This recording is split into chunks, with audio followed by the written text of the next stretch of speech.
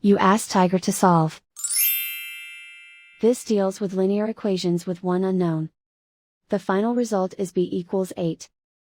Let's solve it step by step. Group all constants on the right side of the equation. Add 18 to both sides.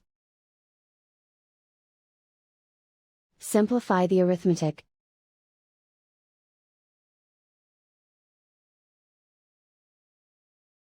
Isolate the b. Divide both sides by 3. Simplify the fraction.